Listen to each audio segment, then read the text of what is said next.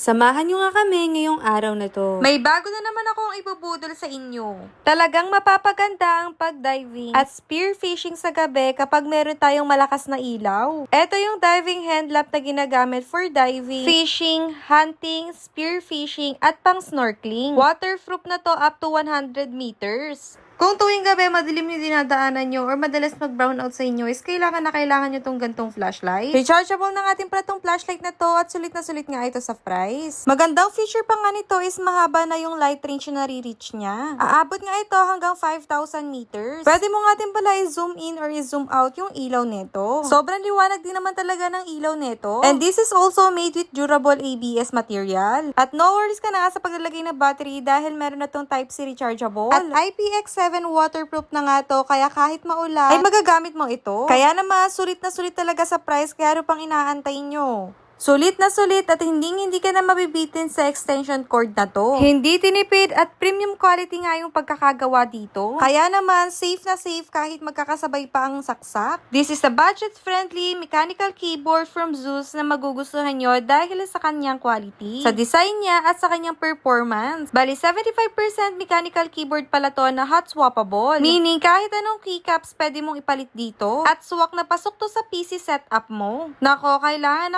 mo to sa PC setup mo. Kung mahilig ka nga maglaro, mag-edit, mag-write ng script, or kung ano pang gagawin mo sa keyboard mo, ay kailangan mo to para komportable sa pagtatype yung iyong wrist. Yung foam nito is really soft, kaya naman sinasabi ko sa inyo, napaka worth it nito. It helps my wrist to relax. Kaya naman, kung may mga PC setup kayo dyan, ako mag-upgrade ka na sa mga ganitong item.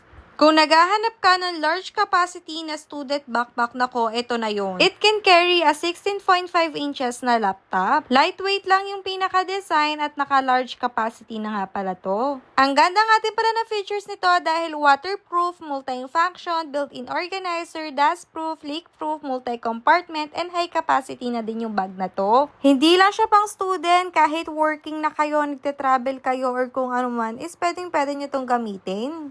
Pati Goju Dock meron ng smartwatch. Sa dami na naglalabasan ng smartwatch, yung mga branded ang mamahal talaga. Pero itong Goju Dock, mura na nga, branded pa. At napakadami mong pwede gawin dito. Pwede itong pang message at pwede ka rin tumawag dito. At marami pang iba. So pag nakabili kayo nito, punta kayo sa settings, tapos palitan nyo yung language. Gawin yung English. Ang maganda pa dito is waterproof siya. Tapos yung battery capacity niya is umaabot ng 7 to 10 days. Pwede nyo rin ma-monitor dito yung heart rate, blood oxygen, at pwede nyo rin dito i-track kung gaano ba kayo kadalas uminom ng maraming tubig. At isa pa sa kinagandahan dito, kapag bumili kayo nito, isang set na siya, may kasama na siyang 5 strap. Kaya naman, anytime pwede kayo magpalit ng strap kung anong gusto nyong style. Kaya naman, kung gusto mo na smartwatch na lakas makasosyal, nako, ito na yung Goju Dock para sa'yo.